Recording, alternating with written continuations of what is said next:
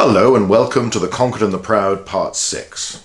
We're continuing this series of talks that looks at Roman history from the 2nd century BC through to 2nd century AD, and in particular we're looking at the rise of the Romans as an imperial power, how and why they expanded so far and so relatively fast, how that changed the Romans, how it changed their politics, their society, their economy, and how it influenced the people they came into contact with, some of whom would come, many of them, under Roman domination. So those are the broader themes, and up until now we've tended to look at different topics in that more general sense. So we've looked at the Roman political constitution, we've looked at the causes, the roots behind Roman expansion, Roman wars of aggression, Roman imperialism, call it what you will. We've looked in slightly more detail at the conflicts with the Macedonians, with the Seleucids, the wars in the Eastern Mediterranean, and also to compare and contrast the operations in the West against the Gauls, the Ligurians, the Iberians, Celtiberians, Lusitanians, and others of the various peoples of the Spanish Peninsula, as the Romans and Greeks tended to call them. So many of the times we're dealing with what these peoples are called by outsiders. We haven't done a great deal of narrative. We haven't looked in too much detail at any of the specific conflicts. Today is slightly different. We're moving our focus back to the city of Rome itself and dramatic political events that occurred there with the careers of the two brothers, the Gracchi, Tiberius Sempronius Gracchus the elder and Caius Sempronius Gracchus, his brother, both of whom died violently. And this is the first time for many centuries that Roman politics became not simply very, very competitive, but led to large-scale violence and fatalities. A major bridge had been crossed at this point, and once you set these sort of precedents, once these things have happened, it's very hard for a society and political system to go back and pretend it can't happen again. Now, we'll look in a little bit more detail about the career of each brother and the context. However, I do have to say, this is just one talk. You could spend an awful lot of time looking at the careers of the Gracchi, looking at the details of their legislation, what they proposed, what actually happened, what they were trying to do, and speculating on just why they were doing it. So there are lots of questions raised by this, and while I'll mention quite a few of them, we can't go through absolutely everything because we'd be here forever. So, we might come back to this sometime a year or two in the future, but at the moment, we need to look at the Gracchi within the wider context of the themes we're talking about. And something that is readily apparent, as we'll see, is that so much of what they did was related to Roman imperialism, to this expansion, to the consequences of it, as much as the nature of it itself. Although both brothers were directly involved in it, were from families and had family connections with significant and major provincial leaders that were sent out to govern provinces, former consuls. Their father was twice consul. He's the man who brought peace, stability to Spain in the 170s BC that gave, at least as far as the Romans were concerned, almost a generation of very little warfare, very little violence, very little need for large armies to go to the area, of stability. And that was achieved through a mixture of diplomacy and force. So Tiberius Sempronius Gracchus the elder, the namesake of the man who'd become the tribune of the plebs and die in office, he's the father. So we are dealing with people who come from the very top of the Roman aristocratic system, who've been very successful in Roman politics. And success in Roman politics, as in so many cases, but particularly in this period, led these men to be major players in imperial expansion. So again, the themes will keep interweaving and keep coming back. There's a lot to do with that. We've also got to think back to the second talk we did when we looked at the Roman political system and the way Roman politics was conducted, the way aristocrats advertised themselves, the advantages this gave to the established families so that success in one generation tended to encourage success in the future. And they took great care to ensure that was the case. And wealth mattered. You needed to advertise yourself. You needed to create connections, you needed to put people obliged to you so they'd vote for you, support you, show their support during your candidature, all of these things. So we need to think back to that, but also to the idea presented by the Greek historian Polybius that Rome's constitution was carefully balanced between these different elements. If you remember, it's the monarchic element he suggested provided by the magistrates, and particularly the two consuls of each year.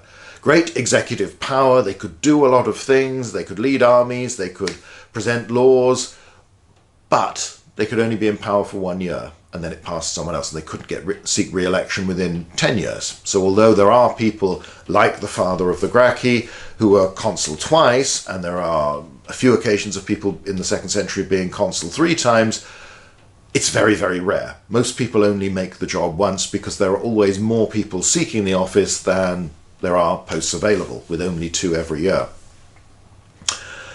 So that's the monarchic element. Then you have the element of aristocracy, oligarchy, of the rule of a larger group of privileged, wealthy, high-status individuals who can, and that's represented by the Senate, who don't have much power to do things, but have immense authority, immense auctoritas, and influence because they're permanent and because they are expected to advise the magistrates and guide them in what they're doing.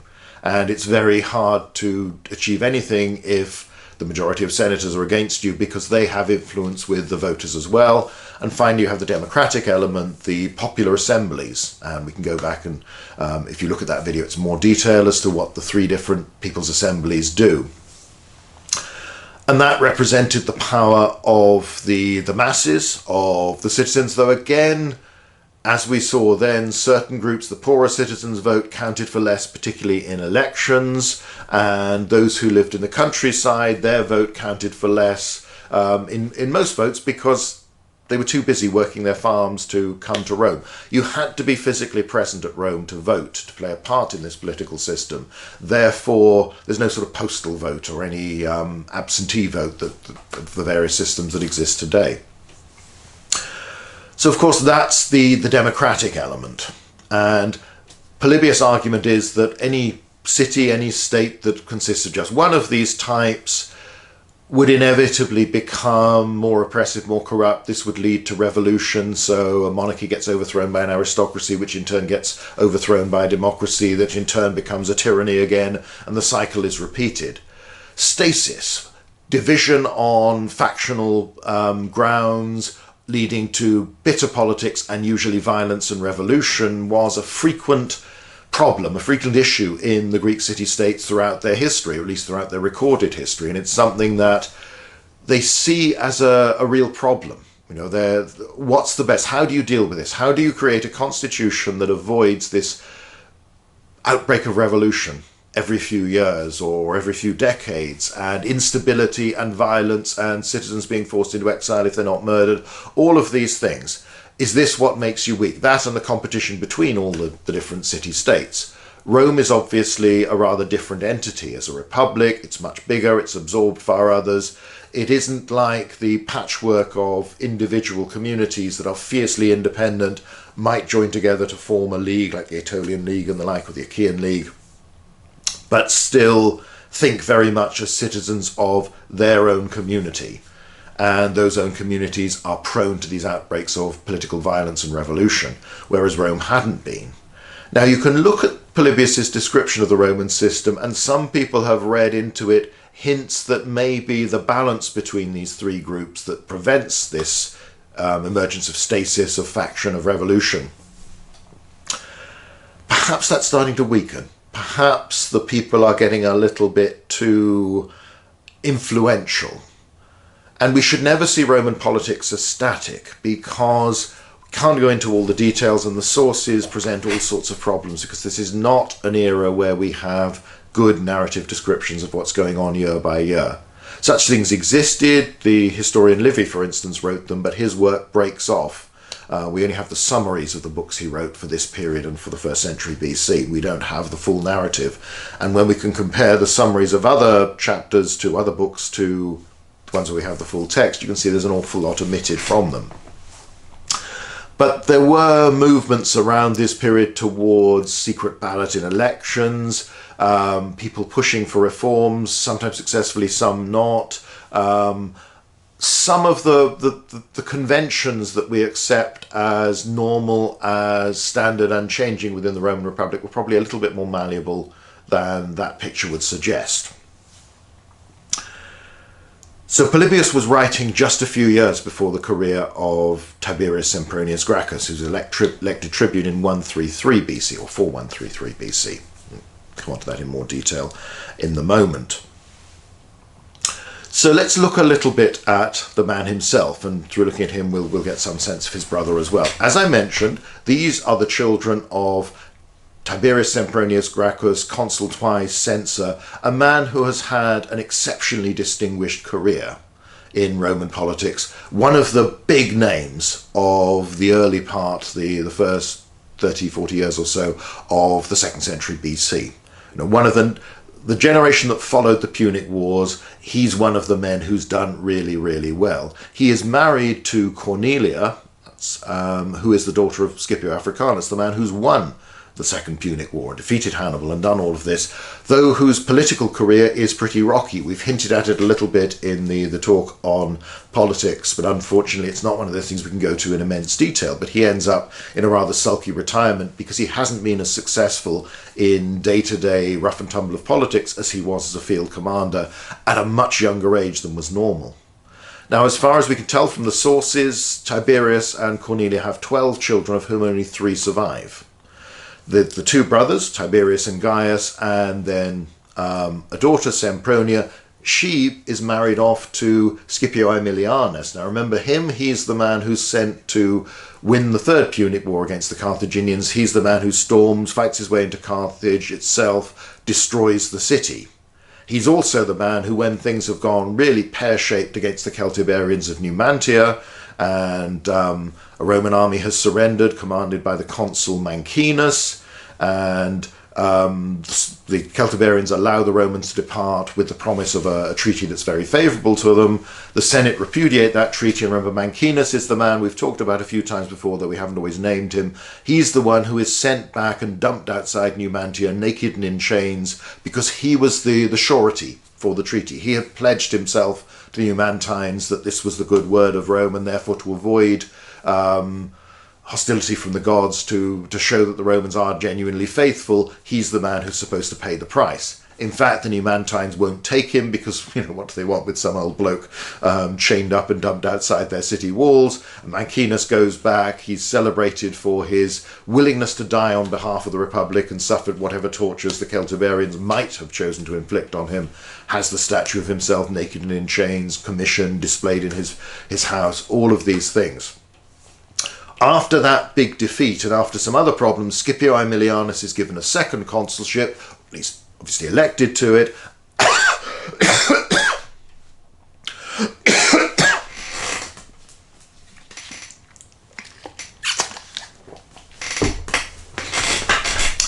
Now, after this defeat, Scipio Aemilianus is elected to the consulship for a 2nd time and is given the command against the Celtiberians and goes out and does the job with great thoroughness. He besieges Numantia, starves them into submission. Eventually they submit. And, it's a major campaign, a major success, though it is very much a sledgehammer to crack a walnut. We talked about this a little bit last time when we were looking at warfare in the Western Mediterranean.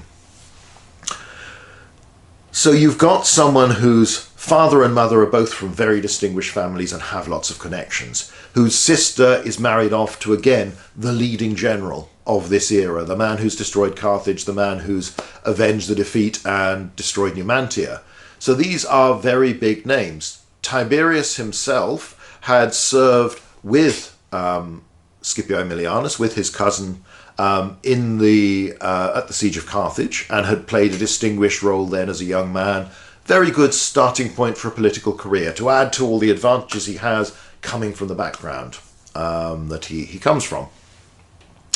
He was then elected to the quaestorship, again that junior magistracy, the first step really on the proper political ladder, and was allocated to be the quaestor to Mancinus. So he was present for this campaign against Numantines that led to defeat, disaster, being surrounded, negotiating their way out. And the sources make it clear that he was the one who primarily negotiated with the Celtiberians. And a lot of this was because he was the son of the twice consul, his father Tiberius Sempronius Gracchus, the man who'd brought peace and stability to the Spanish peninsula, at least by Roman standards, but certainly a man who was very well known. And his good faith, a lot of his success had come through diplomacy.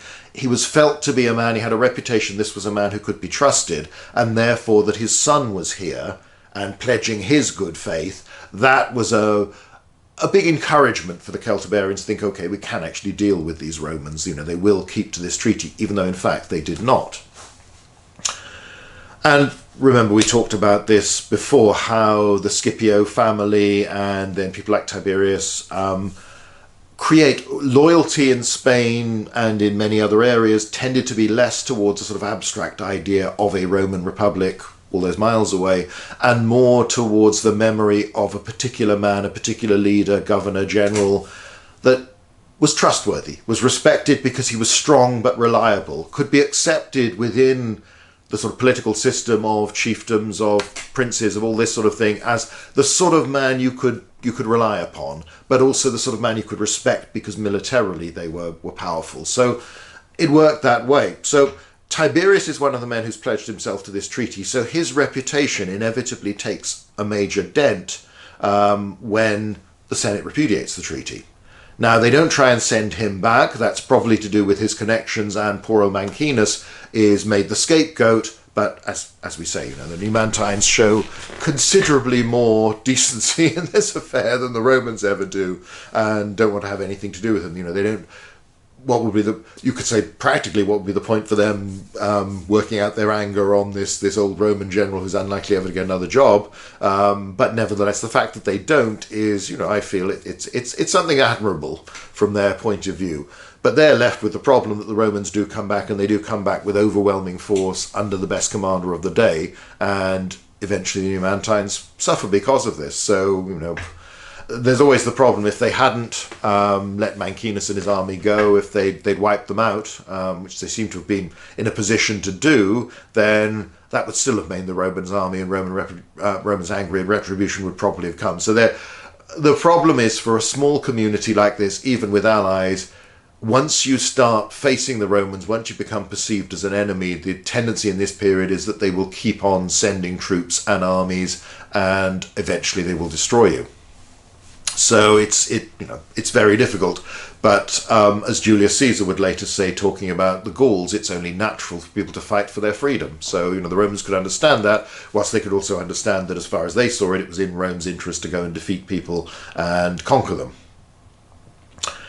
So Tiberius has had what looked like a glittering career so far, with all the advantages of birth, of connections, and it's taken a bit of a knock. That isn't to say that this would have denied him any future career, and he does gain election to the office of Tribune of the Plebs, 4133. So this is 5 years after the Mancinus incident and the campaign there. He addresses a problem, and this is something that it first really appears with him, even though we then discover in the accounts, the primary ones are of the historian Appian and the biographer Plutarch, who wrote biographies of both Tiberius and Caius. Those give us the most detailed accounts of the Gracchi, and then we get fragments and bits and pieces from elsewhere, inevitably little bits from Cicero, but also mentioned the summaries of Livy's books, this sort of thing. But on the whole, that's what we're relying on, and these are sources written by Romans who are Greeks, late 1st, early 2nd century AD, so more than 200 years after the events they describe. They do mention that some of the issues raised by Tiberius had been raised before. But his main concern is this, and again it's rather connected with Roman expansion, the creation of the Roman Empire, and how you should deal with that. Who should benefit and how do you maintain this success? Tiberius has obviously been involved in a military defeat, and that's something that's bound to set him thinking. But the main reform is connected with something called the ager publicus, the public fields, the public lands. Now, this was land captured from former enemies of the Roman Republic in Italy. At this stage, there is no occupied land of this sort owned by the Roman people outside the Italian peninsula itself. And this is something that's been added to gradually, but much of it has been taken centuries ago by this stage. Bear in mind, largely speaking, by the beginning of the 3rd century BC, all of Italy, south of the River Po, has come under Roman control. And in the early part of the 2nd century BC, they push up to the line of the Alps as well, so that area even further north. So there is some recently acquired Ager Publicus, but a lot of it has been around for many generations. Now, this was something that the state itself lacked any capacity to deal with, to cultivate, to run itself. You know, this is a Roman Republic with no real civil service, no real bureaucracy. It calls up Roman citizens to serve in the army when required, but then they go home and go back to their own business. You know, they are paid, but it's not a career, really, at this point, and hasn't been. At least that's the idea. Things will gradually change, but on the whole, most Roman citizens are doing their military service out of duty to the state. They are not full-time professional soldiers, or at least not career soldiers. They can end up spending a lot of time in the Roman army as the empire expands and as there is more need for garrisons and as some of the wars go on longer and longer, and that's one of the issues that we'll deal with. So we've got this situation where you have the Ager Publicus that either lies idle or the state decides to lease it out, give it to somebody else to deal with, to run, to cultivate, and then they pay a rent. As far as we can tell, these rents were pretty low, pretty nominal, and in many cases they may have been set so long ago that in fact, you know, they were viable then, but they've actually become less and less.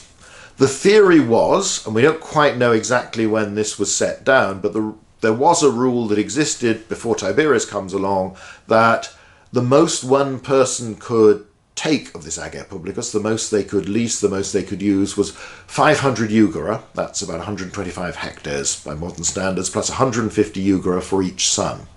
So potentially, you know, if you had 4 sons, you could get to over 1,000, which is a fairly large estate. Not huge, but it's pretty big. However, what seems to have happened is that, whether officially or not, individuals had come to lease far more than that. Now, they may have done it through proxies, through other names, but in effect, they turned it into very, very large estates of land that they controlled and that for which they paid a nominal rent, a nominal proportion of their produce to the state. And other than that, it was entirely their farm. In effect, they owned it, even though technically, legally, they didn't. And this was not something you didn't have to keep on applying for to renew the leases or anything like that. There doesn't seem to have been that sort of mechanism, or if it was a formality. It isn't something where every 10 years or so, every 20 years, or even every 50 years, everyone looks around and says, well, okay, you've got that, but is that fair? Is there somebody else who wants this? So the amount of public land has not been increasing significantly. There have been some additions in the early 2nd century BC, but because this is Italian land, not abroad, the creation of provinces in Corsica, Sardinia, in Sicily, in Macedonia later, the 2 Spains, Cisalpine Gaul, bit of an exception, Transalpine Gaul, at this stage not an exception. Those areas are not being carved up into farms for significant numbers of Roman citizens. There have been a few colonies established in some of them, particularly in Spain, but this is quite a rare thing. It isn't dealing with large numbers of Roman citizens. It's some demobilized soldiers who refuse to stay in the province or go there. On the whole, you have a pretty much fixed amount, non-expanding amount of publicly owned land, and it has become predominantly occupied by large investors who run estates, and as a labour force they employ predominantly slave labour.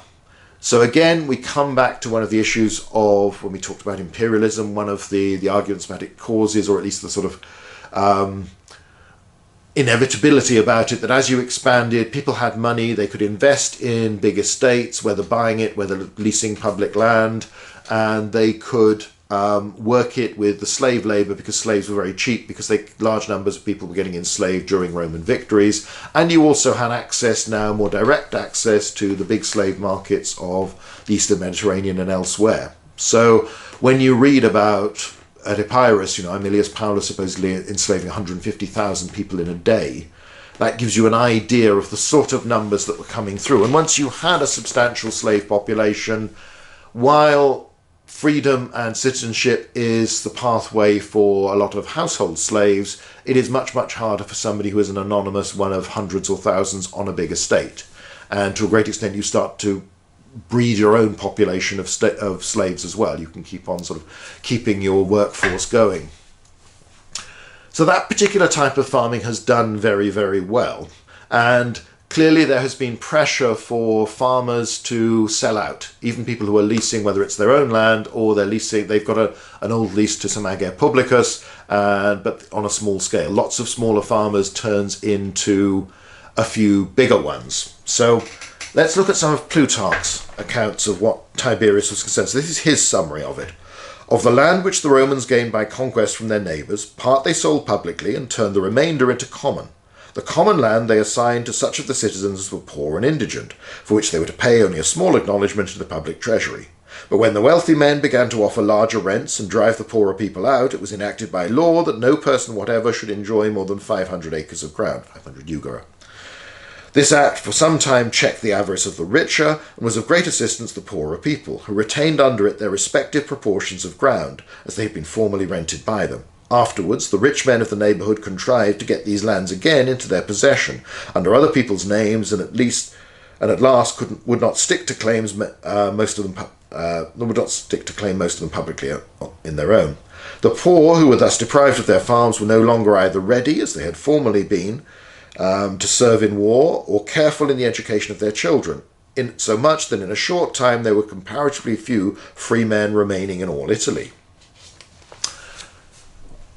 Now this situation is supposed to have moved Tiberius. Now his brother Caius subsequently wrote, after Tiberius's death, a political pamphlet talking about his brother's motivations, his brother's actions, his brother's career. So again, this is from a political statement that Plutarch will now quote from. It has to be seen in that light. He says, Brother Caius left it to us in writing that when Tiberius went through Tuscany to Numantia and found the country almost depopulated, there being hardly any free husbandmen or shepherds, but for the most part only barbarian imported slaves, he then first conceived the course of policy which in the sequel proved so fatal to his family, though it was also most certain that the people themselves chiefly excited his zeal and determination in the prosecution of it, by setting up writings upon the porches, walls, and monuments, calling upon him to reinstate the poor citizens in their former possessions. It's very hard to tie the archaeological evidence exactly to these impressions, these viewpoints that are presented in our literary sources. The archaeological knowledge of Italy increases every year, as archaeological work goes on. In the last few decades, there's been quite a lot of field work that moved away from the big monuments, the big spectacular finds, to field walking and the like, to trying to find traces of settlements through pottery, this sort of thing, even when we haven't actually had the opportunity to go and look too closely at the details of those settlements. There has been some work on that as well, but it's patchwork. So when we talk about the archaeology says this, we are always inevitably dealing not only with what survived, but the small proportion of what survived that has been found, and then the even smaller proportion that's been found and subjected to any real work, particularly excavation, all of which is costly, time-consuming. So in the one sense, I think it's safe to say that these impressions are not the entire story. There clearly were, and there is good evidence for lots of relatively small farms and farmhouses on them that are still operating, that do not show any sign of being part of a big estate and worked by slave labour. There are signs of those big estates. There are the rise of the villa, which literally just means country house, but turns into this idea of a very grand, luxurious complex. Those will start to develop in this period, become ever more luxurious as the generations pass. So you've got the perception that people are losing out and that smaller farmers are being forced out of the market. One interesting idea is that Caius says Tiberius is moved by travelling along a road when he's on his way to the Numantine campaign, which, as we know, isn't going to go well. The big estates will obviously be more likely to be positioned with best access to transport because they are producing substantial surpluses for market. Now, smaller farmers will produce material for market as well, but they will also be consuming some of what they produce. So, and again, prime land, the one that the big investors are likely to work for, to buy out, that will tempt people so much or bully people so much that they will sell out, again, might be much more visible. So it could be that there's the extent of these big estates, latifundia as they'll later be called, these big slave-worked estates owned by absentee senators, wealthy equestrians, people who might have a big house and come and stay in it sometimes, but they're not farmers working on their own land, working their own property with their own hands, even supervising at that closer level. The business has grown too large for that. They're there. They are very certainly there. They are not the imagination of our sources or of people at the time. To what proportion of the land they occupy, what proportion of the best land they occupy, how they have influenced the market to the extent of forcing prices down for the smaller entities, reducing their profits, is much, much harder to say. So there are aspects of this that are very difficult to quantify and establish, but it is fair to say that this was perceived as a real problem. And the linked part that Plutarch talks about is, of course, that there weren't going to be enough Roman soldiers coming forward, or citizens who were eligible for military service coming forward to serve in the legions. And that's a key part of this. It isn't simply that, isn't it unfair, the rich are getting richer and the poor are getting poorer.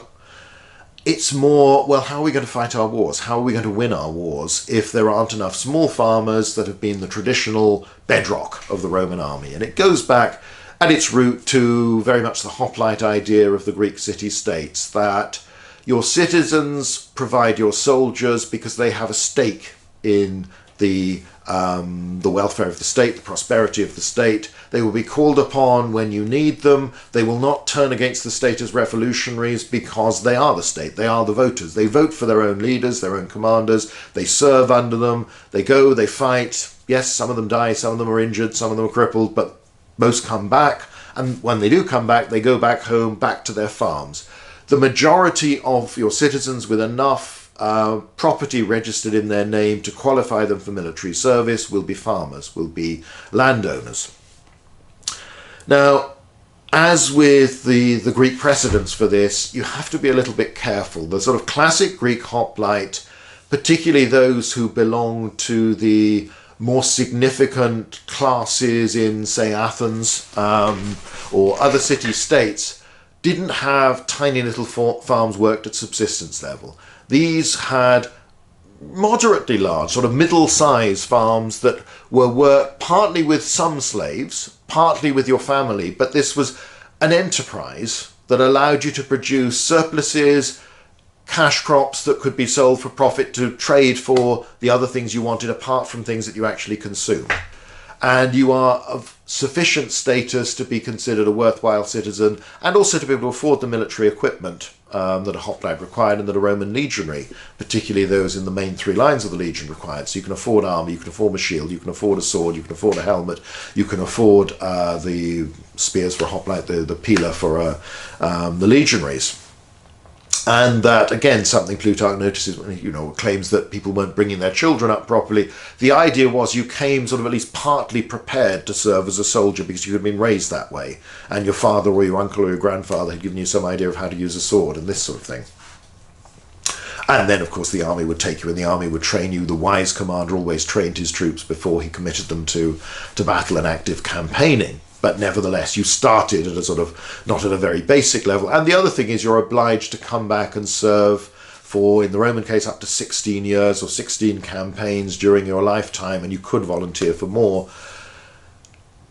There is a situation, there clearly was a problem where some people would come from that sort of farm, and then they might end up in a legion that is posted off to Macedonia, to further Spain, stays there for a decade. Now, there is the question mark over what your family does in the meantime. Can they maintain that farm? Can they work it properly when you're not there? Because although you're not doing all the work yourself, you're doing some of it and you're supervising. Now, in some cases, clearly, yes, they could, and they could manage. But in others, particularly if they had a run of bad luck, and remember that farming by its nature, and indeed animal husbandry, there are many aspects beyond the control of an individual, that simply nature can be kind or unkind, that can make your life extremely difficult. And the difference can be a matter of hours. If the weather changes, if a storm comes in before you've completed the harvest, you can lose all or most of it. These are people who knew their plots of land, had the experience passed on from previous generations. This is how you get the best out of this. This is how you risk it. When you see the sky like that, then you need to do this job quickly, and so on. So there's a lot of knowledge within these individuals that you won't get in the same way on the big estates. There is also an aspect, and this goes back to something that people don't always think about when they think about the hoplite tradition, but it also applies to the Romans.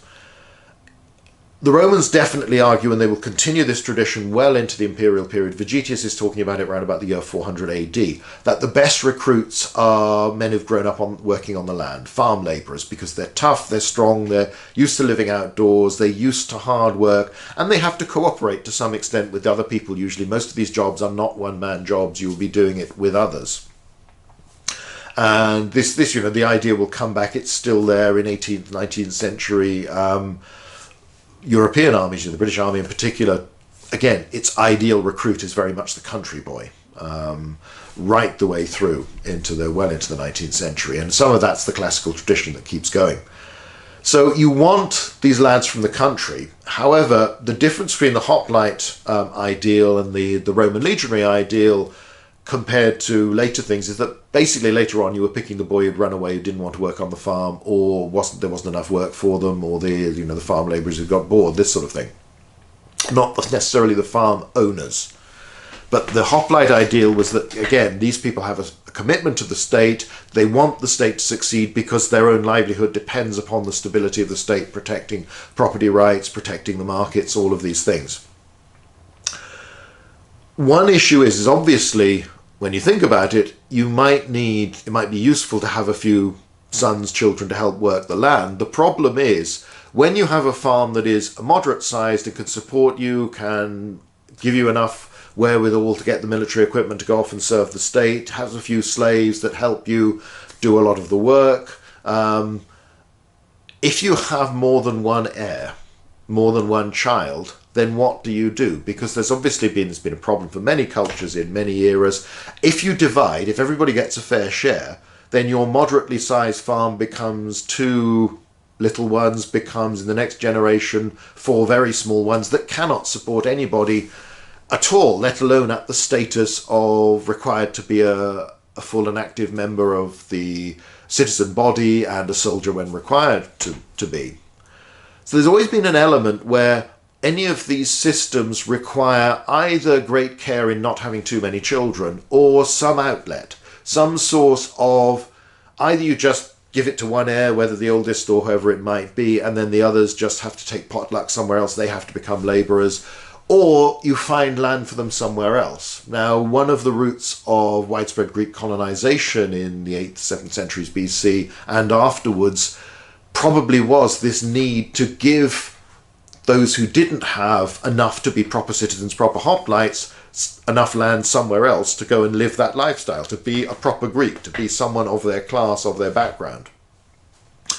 The Romans have had a problem for a long time that they can't do this because the amount of public land after the big wars of conquest in Italy is simply not increasing.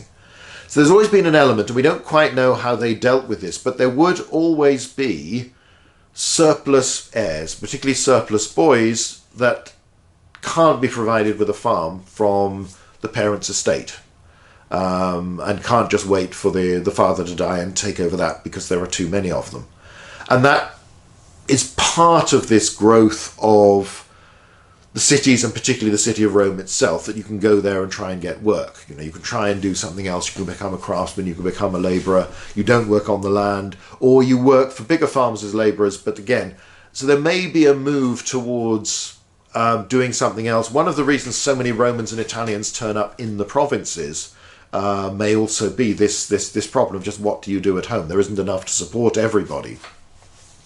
And the situation for casual labourers is made worse with the influx of slaves. Now, casual labourers have the advantage that the employer only has to pay them for as long as he wants them, and then they go off, and they're not your responsibility. Whereas if you buy a slave, you've got to keep feeding and looking after that slave, otherwise your asset will no longer be valuable. You'll lose it, and he won't be needed when you have him. So It's all quite complicated, but again, excuse me, there are lots of aspects contributing to this perception that there aren't enough Romans left who are qualified in the census to make them eligible for military service, who, when the state calls upon them, can go off, serve in a legion, defeat the Republic's enemies, and come home and go back to supporting themselves. The state doesn't have to look after them.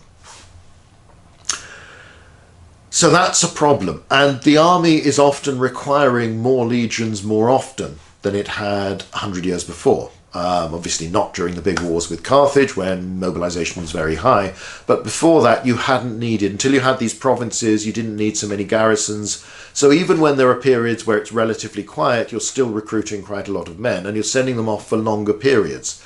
So that means that the burden is falling on a smaller group and encouraging that group to shrink, because even if most manage to keep their farms going or their families do it while they're away, not everybody will. Some will fail.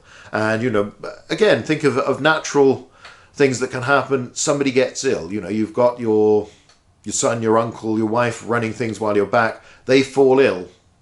They can't do the job. They're injured in an accident. Who does it? You know, how do you manage these things when you're too far away serving on the frontiers of Spain and you're not going to be allowed back for a long time?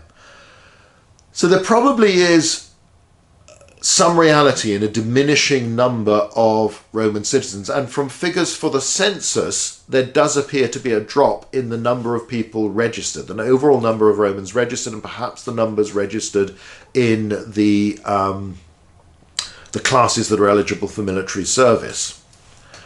None of this is helped when, as we've talked about before, from the middle of the 2nd century BC, wars aren't always going Rome's way. You know, there are lots of defeats, there are lots of foul-ups, there are misadventures in Spain, elsewhere. You do badly at the start of the Third Punic War, even when, you know, on paper you should be overwhelmingly stronger than the Carthaginians. You do badly in the Fourth Macedonian War against not even a proper king, an army mostly of Thracians that's come in from outside under a pretender to the throne.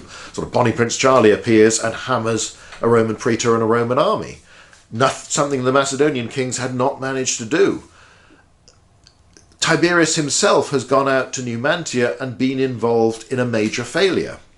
So I suspect, though it's less talked about, that there may also be, adding to the worry, this perception that our armies aren't as good. And people are latching on, as they so often will, to a simple explanation. It is, well, there aren't enough good Romans out there to recruit into the legions. And all that we're doing, all the trends that are happening, will just make fewer and fewer of them, because the burden will fall on this smaller and smaller group that will keep on shrinking, and eventually there'll be nobody there. But there may also be this sense that, well, we're not winning anymore. Maybe we're not quite as good as we used to be. Maybe it's not just quantity, it's quality. There aren't the tough yeoman farmers we used to have. We could recruit to the legions who would go off and, you know, they'd fight their way through a brick wall if you gave them time. They could beat anybody, no matter how cunning they were like the Carthaginians, how wild they were like the Gauls. They would defeat them. Good, honest Romans would do it out of duty to the state, go home and get on with their life and farming again. So you have all these issues coming together, and Tiberius Gracchus is not the first person to raise this. A friend of Scipio Aemilianus, so again, family connection, had raised this before, and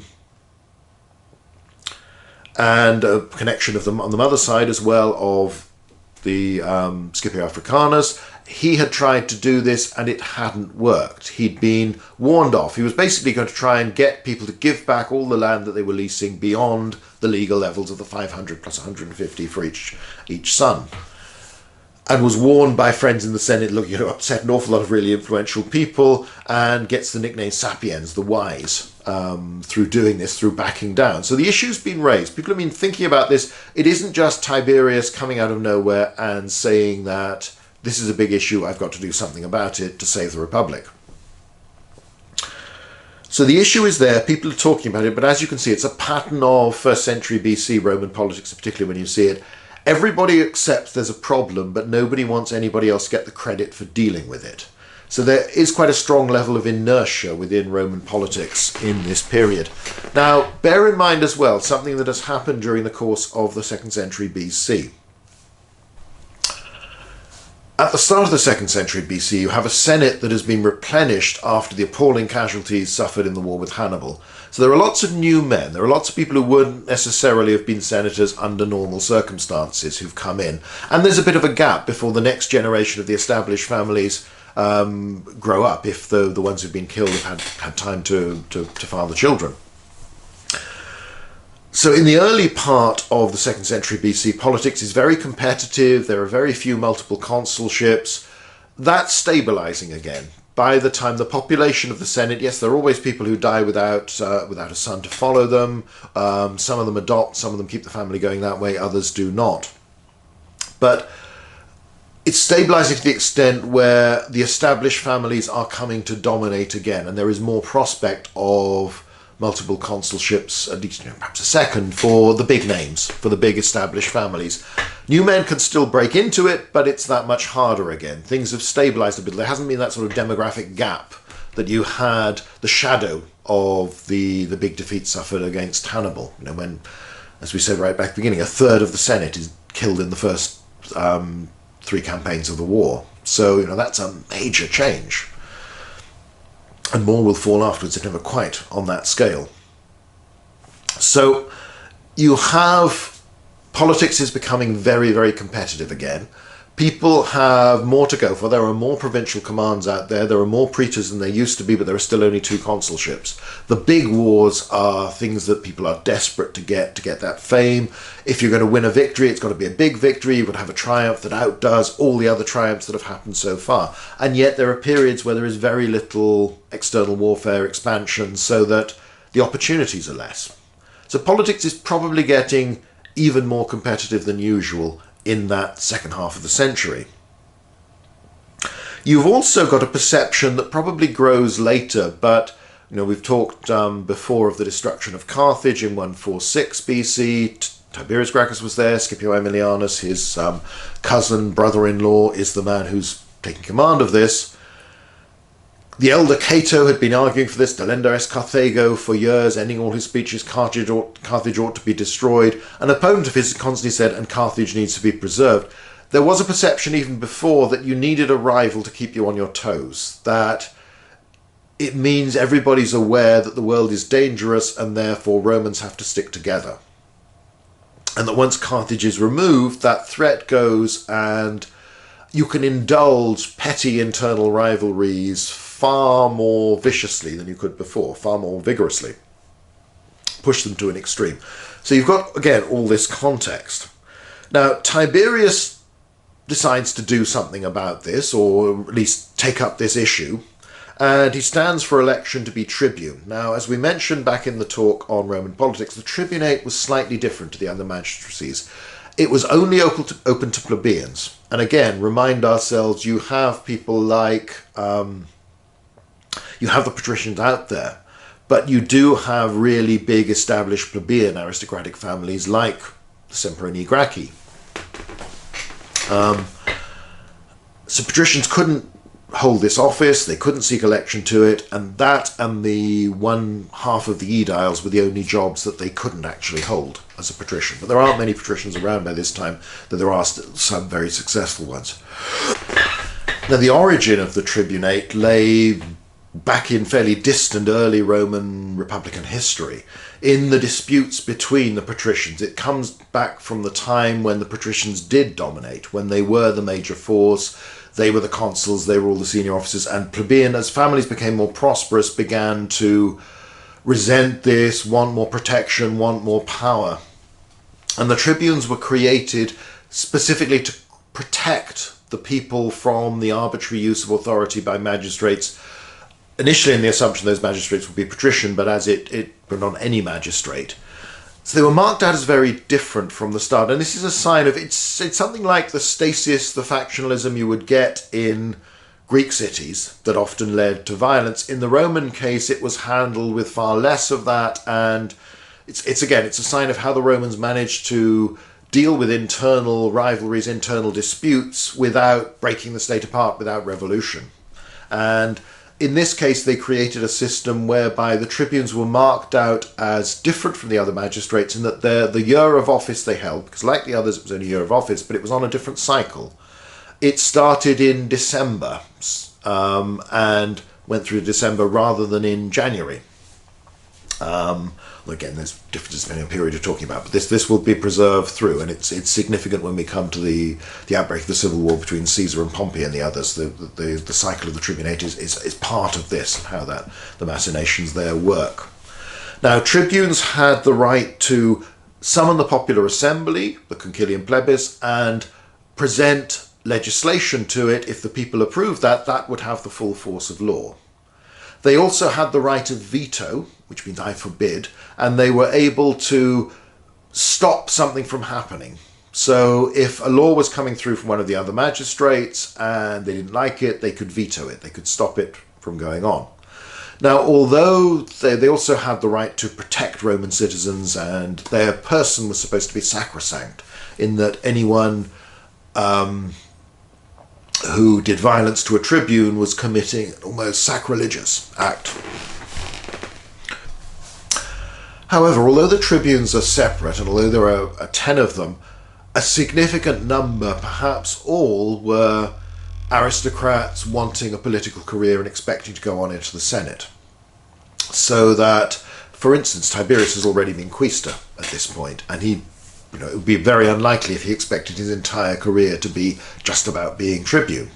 Normally, again, you're tribune for just 1 year. There may have been 1 or 2 exceptions to that before. It's a little bit difficult, and you never quite know how much is trying to justify subsequent events and subsequent disputes and issues. So they are people who want a later career. They are people who are getting elected because, again, they've got all the electoral advantages we've talked about before, so that tends to favour the big established families, and they need money to do it, to advertise themselves, because there will be competition. There'll be other people wanting the same post. So they tend to come from Rome's elite. Tiberius is perhaps a particularly distinguished individual to become a tribune of the plebs, but not so exceptionally so that everyone would think, oh, that's weird, why is he doing this? Now, he seems to stand on an issue to an extent that a Roman politician ever does. And, again, Plutarch talks about groups coming to him, people asking for him to do something about this to help them.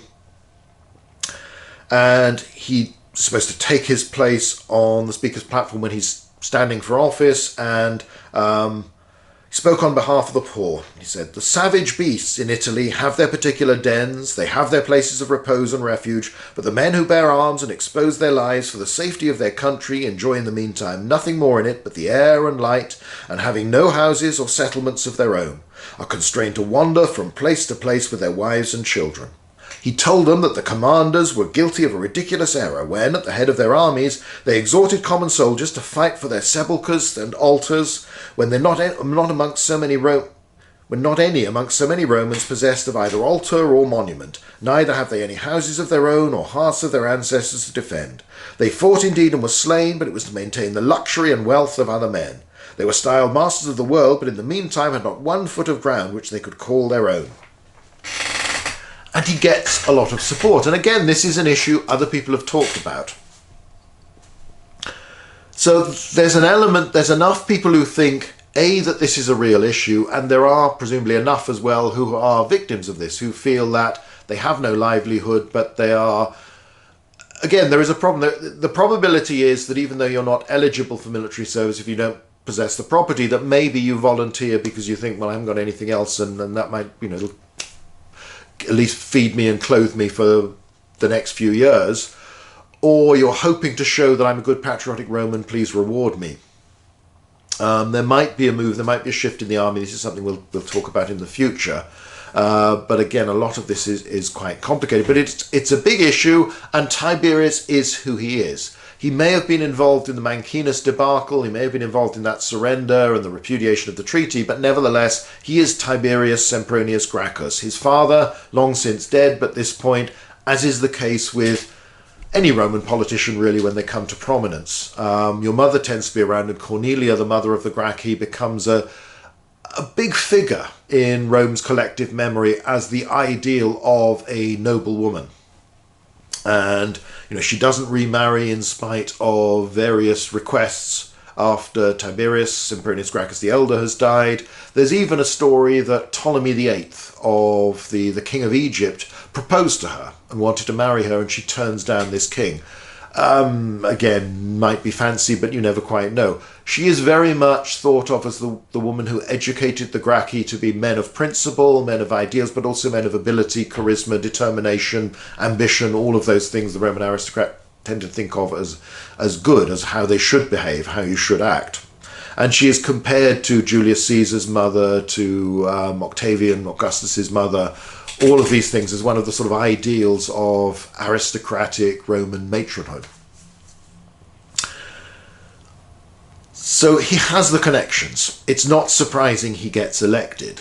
The only surprising thing is the way he conducts himself as tribune, but some of that is to do with the fact that he is Tiberius Sempronius Gracchus, son of a man who's been twice consul, cousin of Scipio Aemilianus, related to Scipio Africanus through his mother, very well connected indeed. He is one of Rome's elite. He is one of the men who would expect to be consul, who would expect to reach the top in his career. So when he says something, he has a lot of people who are obliged to favour him anyway, but people pay attention to him. They know he is a significant man.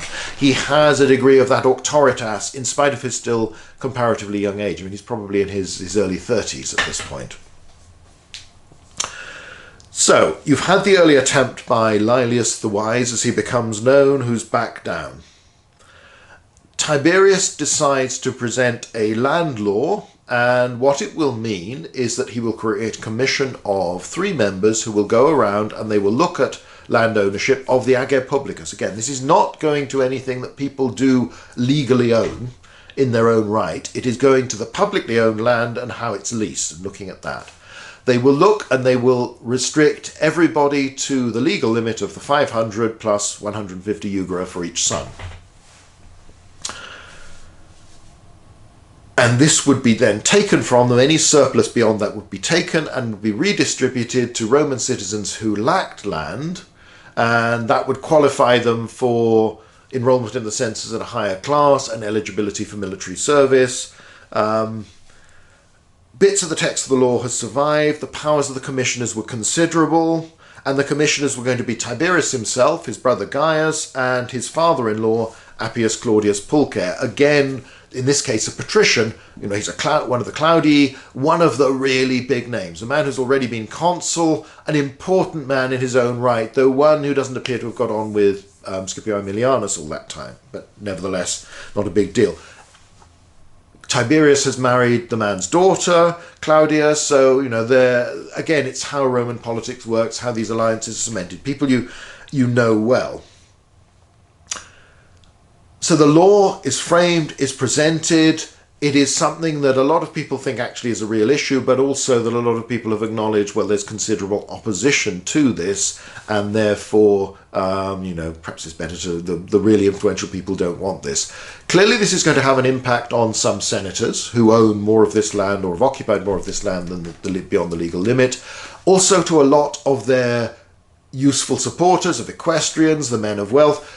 A lot of the people who've invested money in these areas will have had that money from the profits of expansion overseas and will have bought their slaves on that basis. But these are people who have friends, who are friends of friends, who have connections with significant people within the Senate, and therefore will want this not to happen. Because, yes, they may have bent the law, but they are, as far as they're concerned, in some cases they may have occupied this land for a considerable period.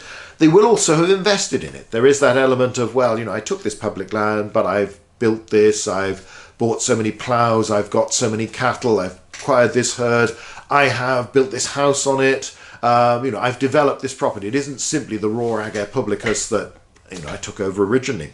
Something else that will become a significant issue as well is that not all the people who've come in possession of this land are necessarily Roman citizens.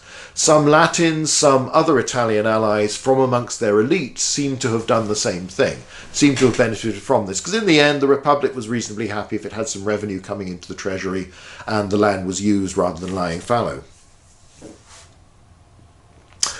So there's considerable support for this, and Tiberius presents the law, brings it to a popular assembly. There's some resistance in the Senate, but he brings it to the People's Assembly anyway, as is his right as a tribune. It occurs at a time when a lot of people have been able to travel to Rome from rural areas to support and to vote in his favour.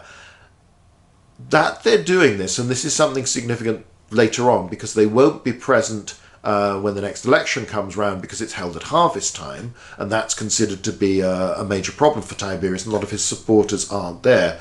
If you think about it, these are either people who are undergoing casual or performing casual labour, seasonal labour, and working in harvest time and they weren't working elsewhere, or these are people who already have farms of their own, but are able to take time away from those farms to go to Rome to support him. So it might be that there are quite a lot of people of, again, these sort of middling-sized, smaller farm owners who think this is a good thing. And that might well also mean that one of the big problems is the perception that the big estates have distorted the market so badly that it causes real problems for the ordinary, what in the past have been the average farmer.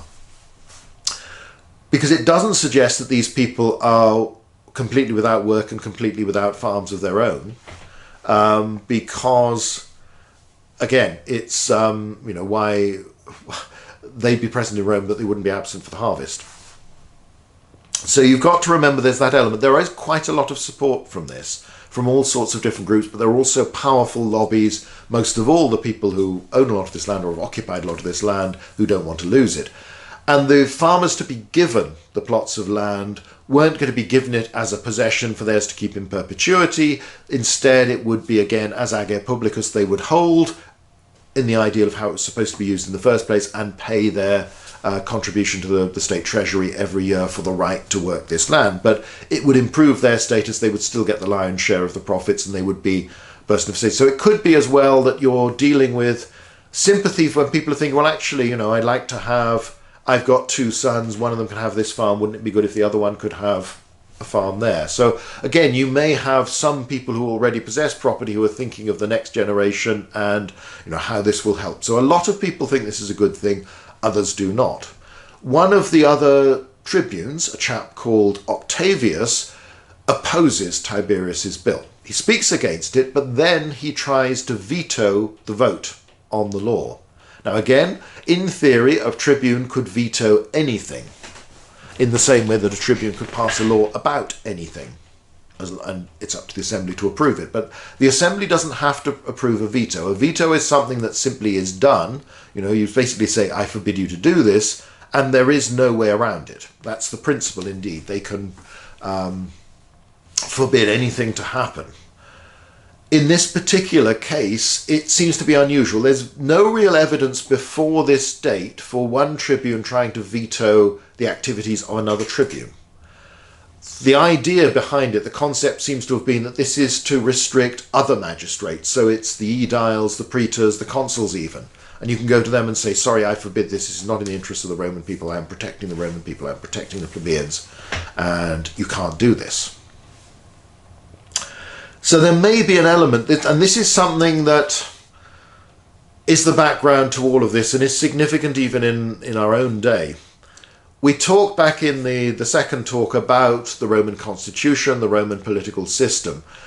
Rome did not have a formal written constitution in the way of, say, the United States with the various amendments. It does have a basis of law, but beyond that, those laws can be changed. There isn't anything that says you can never pass a law to do something like that. Essentially, if somebody, a magistrate, whether a tribune or a consul or whoever, takes a law to one of the people's assemblies and they meet properly with all the correct procedures performed and they vote for it and approve it, you can make a law about anything. And you can make retrospective law to make something illegal that's already happened. A big problem that will occur is the breakdown of the Roman Republic, where you're basically just using it against your opponents. But most of all, the Roman system relies on everybody playing the game by essentially the same rules and realizing that, yes, technically I could do this. It wouldn't be illegal for me to bring this law before the people and for them to pass it and change everything, but that's not how we're supposed to act. So the convention is when somebody vetoes something, when a tribune comes along, is that whoever has been vetoed should obey that and, okay, fair enough, I won't do it. I'll try and do something else and see whether, you can accept that. It isn't clear what you're supposed to do when one tribune vetoes another, because it may not have happened before. Certainly it wasn't a frequent thing. So again, is this a case where you've taken the right of veto, but you're using it in a way that hasn't been used before? Again, not technically illegal, but is this normal? Is this bending the rules? And even systems like, the modern American system with a formal constitution relies to a great extent on everybody behaving in a certain way and acknowledging that there are some things you don't do, even if it isn't technically illegal. And any system that tries to regulate itself purely on rules and laws tends to fail in the long run, unless everybody accepts that, unless the discipline is imposed from inside. Yes, there might be fear of consequences, but there's an element of thinking, well, no, that's not what you do, because if I do it, my opponents might do this back to me. It's particularly depressing, and we've had it a few times in British politics where there's been some scandal in Parliament, and MPs have said, well, I didn't know it was illegal, let's create a code of conduct which tells me what I'm supposed to do and what I'm not supposed to do, and things like, well, I can't take gifts from someone because that might be perceived as a bribe. Well, what else is it supposed to be? But it's always that assumption, I need a code of conduct, I need to be told how to behave because I don't actually know right from wrong. If you don't have a system where you have a reasonably common perception of what right behaviour, wrong behaviour is within these offices, within these political institutions, then it's probably not going to work. The self-imposed restrictions are far more powerful than the formal ones, because the formal ones are much easier to break and much easier to change, because if you change the rules, then suddenly something becomes right. So Octavius is probably doing something that is unusual, perhaps unprecedented, by trying to stop Tiberius doing what he's doing. But there's a problem. The two of them then, Tiberius repeatedly tries to persuade Octavius to back down, and there seem to be connections through Cornelia, she's also involved in this at various stages, and say, withdraw your veto. If you withdraw the veto and get on with it, look, you can see all these people here, they're all enthusiastic, they all want this law, this is the will of the people, this is the will of the plebs, so just let me do it. And Octavius won't, so they go to the Senate. There is a debate there to arbitrate, but the Senate will not back Tiberius and allow him to get the veto withdrawn, to persuade Octavius. They can't persuade him either, and there isn't a majority strong enough, because again, Senate is divided. There are some significant supporters like Appius Claudius Pulcher. There are others who feel this is a bad thing, who whether through just thinking, well, this is not right because look, these people have held this land for generations, why take it from them now, and they do pay their bills. Others thinking, well, I've got land, I've got interest in this, I don't want to lose out, my friends don't want to lose out. All of those issues will be mixed together. Scipio Aemilianus is, of course, off in Spain fighting the Numantine War at this time and besieging Numantia, part of that campaign. He's not yet back, so he's not involved. And interestingly enough, Gaius Gracchus, who has been named as one of the commissioners, is also there in Spain with Scipio, so he's not present either. So you've always got that element as well, as you always have with the Roman Senate, that some voices will not be able to express themselves, some opinions will not be expressed because people are off serving in the provinces. So the Senate doesn't get Tiberius anywhere, but Tiberius is still determined to get this law through. So he goes to the popular assembly, summons another meeting, again tries to persuade, threaten Octavius to back down. Octavius refuses, he will not withdraw the veto. So Tiberius then presents a bill to the popular assembly to deprive Octavius of his office of tribune, basically strip him of the rank. Not entirely clear how this would all work. On the other hand, it is significant that nobody else tries to veto this. The assembly has enough people in it present on the day, and remember, like anything else, you've got to be there on the day and you've got to vote. Anyone else who's a citizen has a right to an opinion, but unless he expresses it in a formal vote, then it doesn't count. It's the people who are there. Tiberius has enough supporters, enough people he's persuaded, and Octavius is deposed of his tribunate and a replacement elected. After that, Tiberius goes forward, his land law is presented, and it is approved by the Roman people and becomes law. There isn't any immediate reaction to this. Nobody else tries to veto it. Now, maybe they've thought, well, I'm not going to stand up and veto something because I'll just get deposed just like Octavius. However, again, just as Octavius by imposing a veto on another tribune's legislation is probably doing something for the first time, or certainly something that's very rare. This is definitely unprecedented. You haven't had a situation before this where anyone has said, this magistrate, my colleague, is not fit for office, he is not doing his job, he's not obeying the will of the people, therefore let's get rid of him. He can be deposed. And the whole principle of Roman magistracies has been that you are a college of equals. So this is a major change. Now, okay, you could say it's happening from one tribune to another, it's not about a consul or anything like this. But again, once you've done this, once you've set this precedent, who knows where it's going to lead? So Tiberius has certainly been reckless, but he's been able to do a lot of this, A, because he's got support for his cause, but it also helps that he is this, big name, somebody from the right family. The rest of the reforms that he then brings through, on the whole, are to support the land law and the work of the land commission that will actually put it into effect. And again, something unusual happened, something unprecedented happened. King Attalus III of Pergamon, that's Western Turkey, one of those wealthy Hellenistic kingdoms that has become allied with the Romans because it's helped them fend off the Seleucids and the others, but has remained independent, dies, and in his will he didn't have a male heir. Instead, he'd named the Roman people as his heirs. Now, Attalus III at this time wasn't a particularly old man, so the odds are that this was a temporary measure to avoid too much faction and plotting and conspiracy within his court, because if he makes someone an heir, then somebody might bump him off if they think they're in favour with that heir and benefit from it. This sort of thing happens a lot with these kingdoms, a lot with these dynasts in the area. You can see it clearly. There is quite a chance that Attalus expected to live on to father one or more heirs and change the will again. This wasn't a fixed thing, but in fact he dies suddenly, unexpectedly. This is something that hasn't happened before. The Romans have been bequeathed a kingdom and its wealth. They will create the province of Asia as a result of this, so they'll actually give a lot of land away. Tiberius, however, sees this as an opportunity. He presents a law to the People's Assembly saying that the profits from this, or some of the money, the resources, this legacy the Roman people has just had, should be used for the benefit of the Roman people in the most obvious form of helping to fund the land reform and the land legislation, the land commission that he has just created through his law. This again it's not happened before because you haven't had this sort of legacy before, certainly not on this scale. You may have had small gifts for the Roman people, lots of them from various leaders, but not an entire and rather wealthy kingdom, or at least the royal estate within that. Just how this was defined would again vary. And there will be rebellions there. The Romans will have to fight to control this area. That's something, again, we haven't really got time to deal with today. But the tradition has always been that it is the Roman Senate that receives ambassadors, that negotiates with them, and that deals with foreign policy, for want of a better term. Whether or not they have formal policies, they certainly have lots of interests in how things are conducted.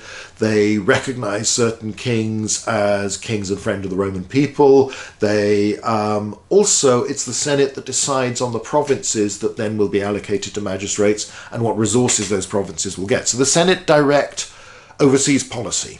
And along comes Tiberius, who is a senator, but just as a tribune, and getting the popular assembly to vote on this, has decided what to do with a major legacy, a big, big deal. So once again, this is another precedent. Now, while in theory, the Roman people have always had the right to legislate on anything at all, and again, not the concilium plebis, but the comitia centuriata votes to approve or reject peace treaties. So, there's a popular role in one aspect of foreign policy. But this is far more direct, far more dramatic, and begs the question of, well, what else can the concilium plebis do if they choose to? As representatives of the Roman people, can they decide on absolutely anything? Well, in theory, yes, but up until now, they haven't poked their nose into foreign policy, particularly to do something as directly as this and to fit the agenda of the individual involved. Now, the individual can argue, as Tiberius no doubt did, I'm doing this land reform for the good of the Roman people, I'm doing it for the benefit of the plebs. Therefore, this legacy that's come to the Roman people should be for the plebs to pay for this to make sure that it works properly. But it does challenge the dominance of the Senate, the balance within the mixed constitution, these three elements that Polybius and others have talked about. It's interference in foreign policy. So you have this situation, and Tiberius has given immense resources to his land commission and considerable powers to his land commission. Now, he could probably argue that they needed it because they were going to face up to lots of interested and very powerful lobbies who were going to stop them trying to do what he would consider to be the right thing and actually stick to the rules of this is how much land you can have and no more than that. But it obviously bothers a lot of people, and the perception is there are people who start to talk of Tiberius wanting to be a tyrant, wanting to be a monarch, because he is doing all these things and pushing the extent and deposing opponents, and then interfering in areas that it's not been considered to be the field for tribunes, something they've not touched before. Suddenly Tiberius is saying, well, I can do that, and I'm going to do that. He's given this commission immense power. Now, Tiberius could argue that this was for the good of the state, for the good of the Roman people, that we'll all be better off because we'll have far more citizen Romans with sufficient property that they lease, if not own, but that it can support them, it can make them of the status so they provide the next generation of soldiers and so on. And it makes them happy. They're not a potentially disruptive element within society, within the cities, a mob that might form. And there is a great deal of truth in all of that. However, his opponents are going to say, well, yes, that might or might not be true, but what does this mean for you personally, Tiberius? Now, obviously, he's already come from a big family. He's got lots of connections. What he is going to do through the Land Commission, which he is personally involved in, because he's one of the commissioners along with his brother and his father-in-law, is he is going to give plots of land to a very large number of Roman citizens, elevate them in status so that it will vote in the more significant, the more influential centuries of the Comitia Centuriata, but they'll also be present in lots of other tribes as well in the other assemblies, so that from now on you have put lots of people in your debt, they're almost your clients, you can expect support from these. This will allow you to have a political career even more spectacular than the one you were going to have anyway because you're Tiberius Sempronius Gracchus. The talk of monarchy, the talk of him wearing a wreath like a king, this is sort of familiar rhetoric to from many Greek communities. You know, there's so many people have been accused of this in the past, in one city after another, that they were overmighty. The idea of the desire to be a tyrant hasn't really been a big deal in Rome up until this point, but it may reflect in part the tendency for the Roman aristocracy by this generation to be far more familiar with Greek history, Greek concepts, to be fluent in Greek. So they know it's almost a knee-jerk thing. This is how you think now.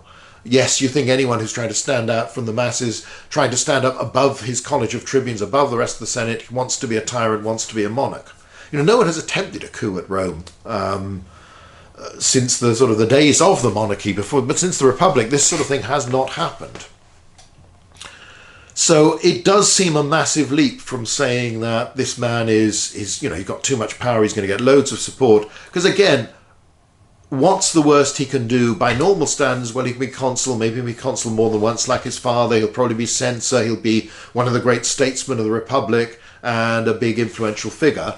That would be normal. But on the other hand, this is someone who's just broken a lot of rules, who's just deposed somebody else, who's just intervene in foreign policy in a way that tribunes are not supposed to do, or have never done in the past. This is added to it all when, at the end of the year of office, it's coming to an end, Tiberius puts his name forward to be a candidate, to be elected, to be tribune for 132 as well. That then implies, well, is he trying to break another rule, which is you're not a magistrate in the long term, not permanently, you don't have that executive power. You know, people might start thinking, well, what's he going to do? You know, these are the laws he's brought this year. If he's got another 12 months, where's he going to interfere next? How many more people is he going to put in his debt to make his friends, make his supporters? So there are an element where you can see each side has reason to think this way. Tiberius might be thinking, well, I need to stay tribune so that I can stop my whole legislation from being blocked, from somebody else coming along and cancelling it because I'm no longer there. This is the moment where, standing for the election, he loses because we're told the rural vote hasn't come in. It's harvest time, it's late summer, again, remember the tribunate takes up office in December, so everything's happening a little bit earlier. But there aren't enough people. Many of his supporters are simply not there. As I say, this raises a question as to just who those supporters are, and suggests that there are quite a few people of significant property. Perhaps not the very wealthy, but there's lots of those. It isn't simply the rural, desperately poor and landless who want this and who support Tiberius. It's lots of people who already have farms but need to be working them. So Tiberius fails. He then gathers a meeting, and a large group of supporters sort of show their authority. It's at this point there's rumours that he's given a wreath. How much of this is true? How much of this is hysterical rumour at the time, propaganda created afterwards? Scipio Nasica, a cousin of Tiberius, another cousin, speaks in the Senate, tries to persuade one of the consuls to suppress Tiberius by force, to arrest him, to do more than that. The consul refuses, but there is a question of nobody quite knows what's going on. And of course, the other thing Tiberius was frightened about is that while he's tribune, he can't be prosecuted. If he's a private citizen, he can be taken to court. And that's damaging for your auctoritas, but also you can't really be sure of a fair trial in Rome. You know, it doesn't work that way, but it damages you, and it might even destroy you, and it might damage his legislation. I think it is fair to say you do feel that Tiberius probably does genuinely think his land law is a good thing. But he also would not have been a Roman politician if he wasn't ambitious and isn't thinking, well, also this is going to be a good thing for me personally. Scipio Nasica leads a group of senators and their attendants. They run down to through the city to where Tiberius and his supporters are. Not entirely clear how the violence starts, but the result is a massacre where Tiberius and his key supporters are killed. Tiberius himself is probably beaten to death with the leg of a stool.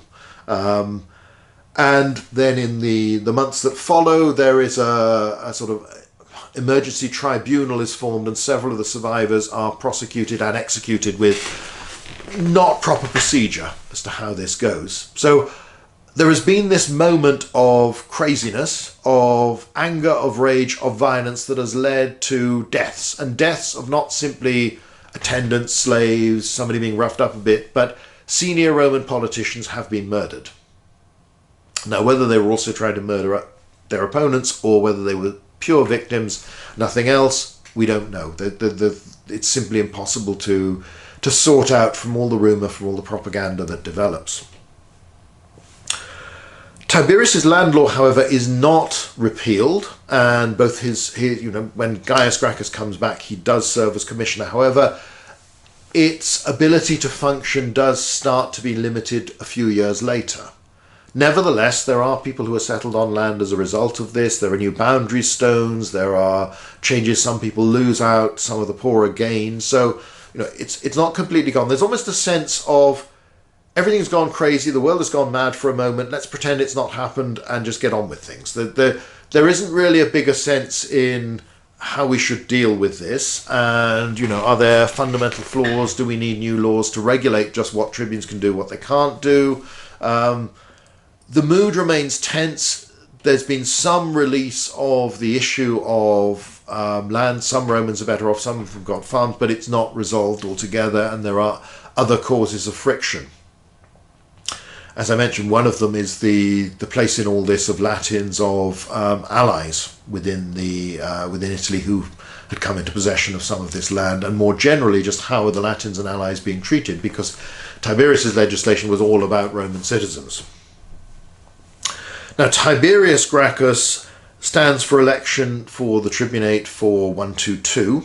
Again, he's already been quaestor. As quaestor, he's gone off to Sardinia. He's got into some trouble there. He's been prosecuted, but is exonerated. He writes this pamphlet about his brother's career, takes up some of the same issues. But again, he's somebody else who, because of his family, even with the damage that has happened with involvement with his brother, can expect a very good career. His programme of reforms, because he's tribune for 2 consecutive years, is considerably fuller, more extensive than Tiberius, and moves beyond certain issues. However, it begins, the roots are within Tiberius's land law. He confirms that. He looks at road construction to help support the new farmers, again improving communications and establishing colonies, whole communities of Roman citizens, many of them former soldiers, would be set up, given land in Italy, but also, very significantly, he wants to found one on or near the site of Carthage. Now, Carthage has only been destroyed in 146 by Scipio Aemilianus. Oh, sorry, better mention him as well. Scipio Aemilianus has come back after the war with Numantia, after Tiberius has been killed. The sources suggest that he expressed at least cautious approval of what had been done, and that basically if Tiberius was plotting revolution, did want to be a king, was doing all these things, then, it was right to kill him. Scipio Aemilianus then dies in mysterious circumstances. He basically found dead one morning. There are rumours of poison, there are traditions, some stories even claim that Cornelia, might have been involved, or Caius Gracchus or others. Who knows? People do die suddenly in the ancient world. It isn't always suspicious. But he's out of the way. So a connection, but also a potential opponent, has been removed by the time Caius Gracchus comes along in 123, 122.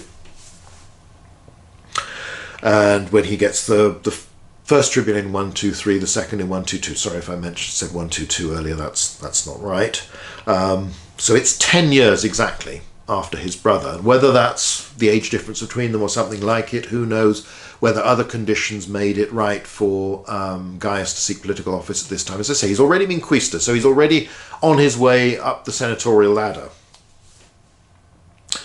But the idea of establishing a colony on this scale abroad is rare. There have been a few in Spain in the aftermath of the Second Punic War, but it's very limited. This hasn't been the regular thing. As I said before, you're not doling out land in provinces to Roman citizens as a matter of course. Carthage is even more controversial because it's that name of fear. It's the city that you had demolished and that you had ritually cursed afterwards. The story you'll get that still crops up of sowing the land with salt and all that sort of thing is a much, much later invention. That didn't happen. Nevertheless, the Romans had made it very clear they didn't want a Carthage to appear as a rival in the future. However, of course, Caius Gracchus would say, well, I'm not creating the old Carthage, I'm creating this colony Junonia that's simply on the same place, that will be Roman, that will follow Roman law, will be of Roman citizens, that will farm the land, take this prosperous land in North Africa that had made the Carthaginians so wealthy, and help to make lots of Roman citizens comfortably off, and some of them wealthy. There's also aid to the free poor in Rome, in that wheat is going to be purchased by the state in bulk and then sold at a fixed rate. So it isn't a free corn dole, something that will happen later on, where citizens in Rome are able to go along and just claim free food. This is something that protects them from the fluctuations in the market, which can obviously happen varying on how harvests occur and the supply chain, when a lot of grain is already by this time coming from overseas, from Sicily in particular. And also there are speculators who obviously want to force the price up to make more of a profit. So it gives them a cushion. For the poorer citizens living in Rome, they can always know, well, this is how much I need to buy enough wheat to make flour to make bread. He also, Gaius makes very clear, he's written this pamphlet, which only survives in the fragments in Plutarch and elsewhere, of defending Tiberius's career. Now he goes further in that he justifies the right, or establishes the right of a tribune to depose another. He also interferes to an even greater extent in how the Senate runs things, in terms of the allocation of provinces, but more particularly the big deal is one of the courts, the Quaestio de Rebus Repetundis, the court that dealt with things taken, things stolen by provincial governors from the population of the province they were sent to administer. So when a senator comes back, if he's taken lots of bribes, if he's squeezed the provincials for every penny he could get, this is where he should face justice. Up until now, it's been fairly informal, and it's also had a jury of fellow senators. Gaius creates a situation where the jury will now be provided by members of the equestrian order. Now remember, most senators start as equestrians until they're enrolled in the Senate, but the equestrian order is significantly larger.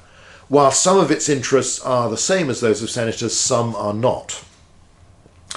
And they are also, many of them, involved with the publicani, these companies that take on public contracts for the state. So, for instance, Gaius passes a law that the tax rights for Asia will be administered by companies of publicani. So this is part of the legacy of Attalus, part of the old kingdom of Pergamon that's now a Roman province, that the taxes will not be managed by local communities, but will be managed by businesses in Rome that go off, send their representatives, that buy the right to collect that tax and supply it to the treasury, and therefore to make a profit have to collect more than they've promised to supply.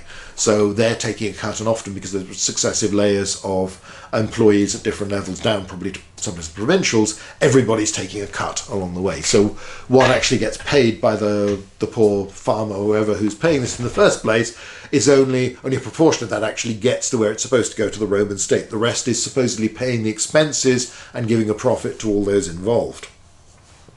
So this is going to be on an annual collection that will be bid for at Rome by these companies. And this is to help fund some of his measures, which will come from taxes on cities in Asia that up until now had been exempt. So he's interfered in the detail, not just of how it's to be collected, but imposing these taxes on provincials in this area as well. So Gaius is much more ambitious, much more extensive, but also, note very significantly, he is elected without any controversy to be tribune for a second year. Now that's probably a reflection of his support. Again, a lot of senior senators side with him. Significant number, nothing like a majority, but nevertheless, people with big names, big connections, big families. Plenty of other supporters come from different groups. He's perhaps a little broader in his support than Tiberius, in that Tiberius supposedly suffered so badly when the election was called at harvest time. He also starts to talk about extending the citizenship to Latins and perhaps Latin status to other Italian allies. The details of this are not quite clear because it doesn't happen. But this starts to cause problems, because this is something where, again, it's a real issue. He's probably dealing with something that was a big problem, ought to be dealt with, but it's upsetting people, because Roman citizens might start thinking, well, there's going to be more of us, so am I going to get quite as good a share of the goodies as I used to get? Other senators will be thinking, well, how is this going to change voting? Because if lots of well-to-do former Latins can now afford to travel to Rome at time of election and vote in significant centuries within the Comitia Centuriata, how is that going to influence the balance in consular elections, in other elections, in voting at all levels, whether for magistrates or for laws? How is that going to happen? How will they share in the colonization program? So this is quite unpopular with the Roman people, and another tribune, Livius Drusus, speaks up against Caius Gracchus and develops rival legislation that won't quite, is addressing the issue but in a different way, far less extensive, this sort of thing, trying to break away his support, trying to muddy the issue. Another tribune starts to do something similar. And, there's also the sense for the poor in Rome that, well, at least when their vote counts, they might get bribed, they might get given gifts by magistrates, so this is suddenly, if there's a lot more of us around, people aren't going to bother to do that. Gaius tries to get re-elected tribune for a third time in 121, but fails. Again, it's not that the people are saying, well, you can't try and do that. So the precedent set by Tiberius of wanting to be tribune more than once, which caused outrage then, is now accepted as normal. Gaius has done it twice, and he's popular enough people that don't try and stop him.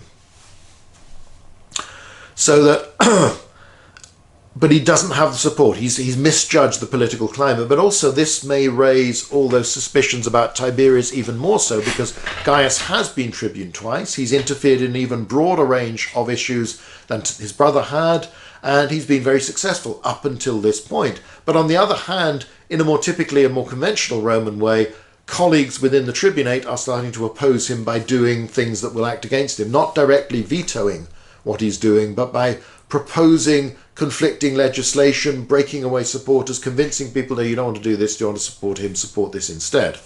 Another tribune, Minucius Rufus, proposes an amendment to the Lex Rubria, the one that had brought in the colonization law. So again, not passed by Caius himself, but by a friend, or a political associate anyway, to challenge the establishment of the colony at Carthage, this colony of Junonia. Caius then starts to use intimidation, persuasion. He forms groups of followers, supporters, gathers them together, arranges for them to meet, and at public meetings starts to try and convince, cajole, threaten Minucius not to do this. There is violence. Again, the sources are conflicting. It's unclear how this starts, because there's a reaction. There is a great tendency with Roman politicians to keep on raising the stakes. These are people who are raised never to give up, always to be ambitious, always try and win and be on top. So they tend to take risks. Servants of one of the consuls get killed in a scuffle that turns into fighting. This consul then goes to the Senate and gets the Senate to declare a state of emergency. Now, we use the term senatus consultum ultimum for this.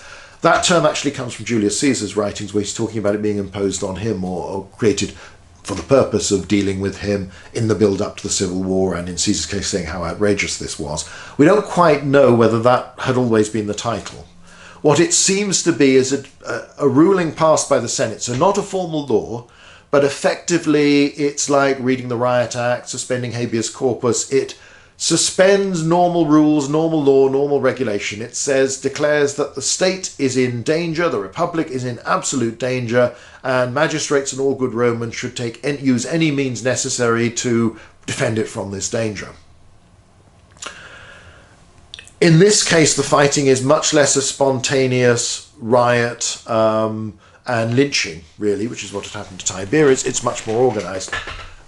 Caius and his followers number in thousands, and they take position on the Aventine. This has got one of the hills of Rome. It's got associations with disputes involving the plebs and patricians in earlier history, but it's away from the Senate House, from the big buildings such as they are, the Forum, the centre of Rome.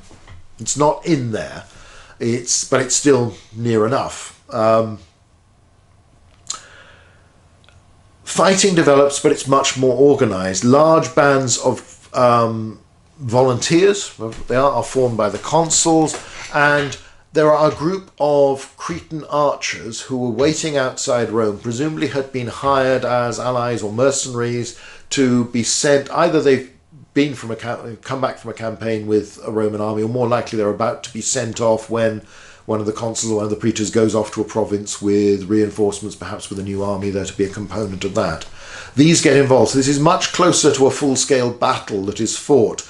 Though for a while they actually blockade the followers of Caius. They cut off the water supply to where they are. But eventually they're all killed in fighting. And survivors, prisoners, people associated with them suffer the same sort of kangaroo court that had been inflicted on Tiberius's followers. There are executions in the weeks and months that follow. So you've gone from an escalation for a spontaneous riot to that led to deaths, to murder of Tiberius Gracchus and his followers, to something that's getting very close to the sort of large-scale faction-fighting stasis revolution within Greek city-states. What had happened then would certainly be familiar to many Greeks. You could read about this sort of thing in Thucydides' account of the Peloponnesian War and all the ramifications as there were disputes in various cities. It's similar. But again, the Romans do it and then sort of pretend it hasn't happened and want it all to go away and hope that the state can just come back. And everybody will be sensible from now on. Everybody will obey the rules, the conventions, and behave properly. Now, as we will see in future talks, this isn't what's going to happen.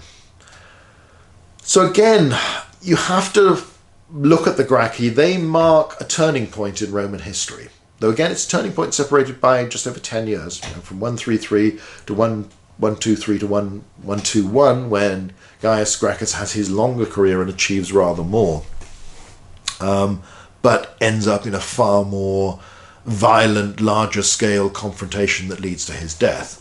In each case, you've had two tribunes, but they're not just tribunes. They have used the office of the tribunate and they have pushed it to the limits of its power, or they extended those limits. They've thought, well, in the past somebody hasn't used the tribunate to do this, but let's try it. And I can do it because I'm a Sempronius Gracchus, because I've got the connections, I've got the clout, I've got the supporters, I've got former consuls standing next to me supporting me, I've got lots of Roman people who think this is a good idea and will vote for my legislation, and they'll support me and they'll elect me.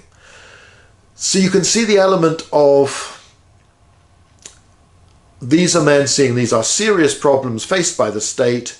Let's get on with it and sort it out once and for all. And the only way to do that is for someone like me to step forward, take political office and use it, push it as far as I need to push it to get these things done.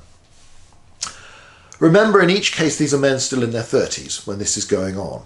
So they would expect a much longer political career. So this was a staging point.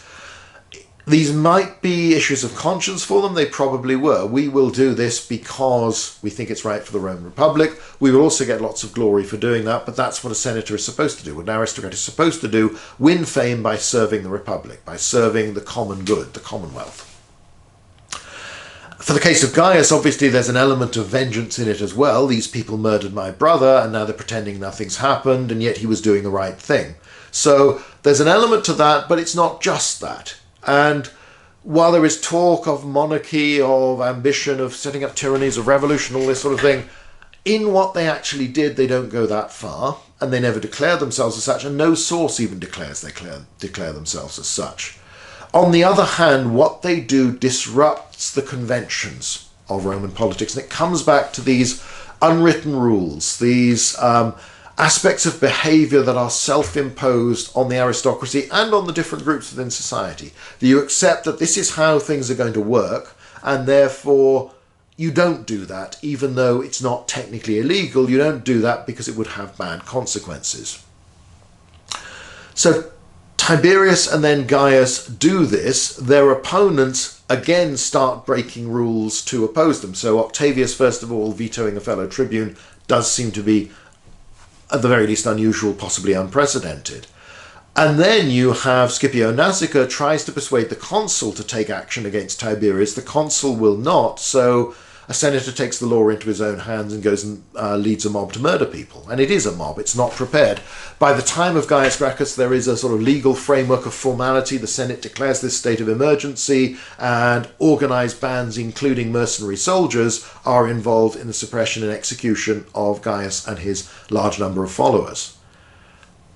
The problem is, as with everything else, once you have crossed the Rubicon like Julius Caesar, once you've done these things, you can't undo them. These have happened. These are precedents. These are things that every Roman politician from now on knows can happen.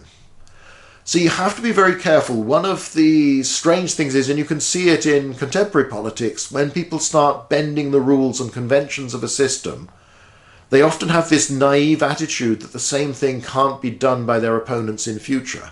So that what they do now might end up being done to them or done to people they support, they back, their party, whatever it might be. But this is a fundamental change in Roman political life. Suddenly there is violence. And while it's not an immediate change that violence becomes regular and normal, the escalation between the spontaneous act to the organised act of 133 to 121, late 122, early 121, this is, that's the path you're on. And it's very hard to stop, because there is also that emphasis that you've had that someone has decided that Tiberius and then subsequently Caius pose this almost existential threat to the Roman Republic as it exists, that what they are doing, or at least what they will do, because it isn't what they've already done. Again, the claim, oh, they want to be king, they want to be tyrant, all this sort of thing. Well, they haven't declared that, they haven't tried to do that, they don't have armed bodies behind them. Yes, Tiberius has been followed around by large groups of supporters, Caius even more so, it's more organised, there are more of them, but that's a big step away. Somebody is saying, I can see to the truth of this person and their ambitions, and therefore anything must be done, anything is justifiable to destroy them because what they are doing threatens Rome itself. They haven't done it yet, but they will, trust me. So you have an element within that, and it's very hard for us to construct this distance. There are probably elements of personal rivalry, personal attitudes. Bear in mind again, Tiberius is killed by his cousin. Everybody knows everybody else. These are, the main players are all leading members of the Senate. And, you know, Caius is going to know Livius Drusus. He will have grown up with him. He's a man probably of similar age. He's from another one of these really big, well-established families. You know everybody. You're intermarrying. Scipio Aemilianus appears to disapprove of what Tiberius did in his absence while he's in Spain. Wasn't much you could do about it by the time he gets back. By the time he hears about it, Tiberius is dead. So, you know, perhaps there's also political prudence. Don't back a lost cause. But they're brothers-in-law. They're cousins. Everybody knows each other. There may be elements within this beyond the simple, the rational, people analysing, well, this is what they're doing, but this is breaking the rules. The danger is this. They keep on breaking the rules, get worse and worse. That's the end of the state. You know, how readily people even today will suddenly declare that if the party other than my own gets in, then this means the end of democracy, or all this sort of thing. These things, you know, this sort of rhetoric isn't that unusual, but it's usually a sign of a divided community. That clearly was the case. You know, these were big issues that people felt strongly about, but they also feel very strongly about the individuals. You can't separate the individuals from Roman political life because it's not about parties. It's about who's going to hold high office, who's going to be dominant, who's going to be influential. And the Gracchi, if they succeed, stand to be very, very influential, very successful. That doesn't necessarily mean they would distort the system so much they would monopolise all high office, that they would become kings in effect. On the other hand, it does mean that you're thinking, well, how am I going to compete with that? And you're also thinking, well, they've broken the rules now, what sort of rules are they going to break in future? So some of the fears are understandable if they are probably exaggerated. And there may be elements of personal dislike. You know, you just look at Tiberius or Caius and you don't trust them. You know, you don't think that they will show any restraint. And then anything they do, you know, you get, again, these personal rivalries, these personal dislikes. It's human nature. In Roman politics, it's even more emphasized because the whole thing is so individually based. So that's really our theme for today, is how this violence comes into the Roman political system, but how the context of it all is the spread of empire, the profits of empire, how you deal with this, how you keep supplying the army, how you keep supplying it with recruits. You know, one of the other things Caius Gracchus has done in his legislation is regulate treatment of soldiers, the age at which they can be called up, how they're supplied, how they're fed, this sort of thing. So, you know, he's trying to, there are lots of issues that probably quite a lot of people thought were good things. Doesn't necessarily they support him in all the things he does. But there, you can also see another pattern that will become familiar. One is that there is great inertia within the Roman system. So even when lots of people recognize there's a problem, there are many influential lobbies that will make it very difficult for change to be made. Sometimes because they don't like the implications of that, sometimes because they simply don't want anybody else to get the credit and the glory in the way that Tiberius and Caius were doing, that would then give them such an advantage in future politics. There's also the element where you have the context of the world has changed. The Roman Republic and what it's doing has changed. The amount of wealth and where it is, how it's distributed within society has changed drastically. There are far more fabulously wealthy people and big investors. And there are opportunities within the province that lead to even more people becoming wealthy, that mean they want to do things with their money. And ultimately, land is still the big investment, the big safe, long-term, relatively low yield, but you know, your land isn't going to sink like a trading ship or a venture like that. It's not so subject to the whims of nature. Though obviously it is to some extent, but the bigger you are, the more cushioned you are against changes in the market, bad harvest, bad conditions, all this sort of thing. So you're seeing competition within the Roman Senate that's spilling out into violence. Now, I did a separate talk a while ago about populares and optimates, these names that of those who look for support from the wider population, of the optimates, the best men, the sort of conservative, traditional senatorial elite, at least how they like to see themselves. Go and have a look at that for more detail. We'll be talking about that much more in the talks to come. The Gracchi are obviously populares. They've gone for support from the Senate, but not primarily from the Senate. So while they have some significant senatorial supporters with them, they have gone to the people directly in the case of going to the popular assembly as a tribune to get them to vote through the laws you want, rather than going via the Senate and with the Senate's approval at every stage. They haven't avoided the Senate. They've tried to get senatorial approval. When the Senate doesn't back them, they've gone ahead and done it anyway. So it's not as simple as this being a popular party or popular leaders. And bear in mind again, remember what we define as the people includes a pretty broad range of social and economic groups. It's not just the desperately poor, the indigent, the mob of the city, though your opponents might like to depict it that way. So you have the populares and, as I say, the optimates or the bonies. Sometimes they call themselves the good men rather than the best men. Again, that's how you term yourself. That gives an idea of how you think about the world and your position in it. This is an aspect of that, but if you tell it as clash between populares and optimates from the start, it doesn't make so much sense. You don't really understand the context of it all and what's going on. So these are things we will talk about more in future discussions from the series. For the moment, I think that's enough for today. So I'll sign off on this one. Next to come, I've got some things about a new novel that's not Roman, not Napoleonic, something a bit different that I'll post fairly soon. I want to do something on the strategy of the Second Punic War that I think will be an interesting as a one-off. Not sure yet what we'll do next for movie, TV stuff, but we'll come along with things. It's all got to fit in, as I say, with work, with family, with all the commitments. But I suspect this will be the only Conquered and the Proud in February, and the next one will come in March, when, and also for the Ides of March, we'll have to do something about Julius Caesar then, won't we? Because otherwise it would just be a shame not to. So we've got things like that to come, but for the moment, that's it for today. Thanks for listening.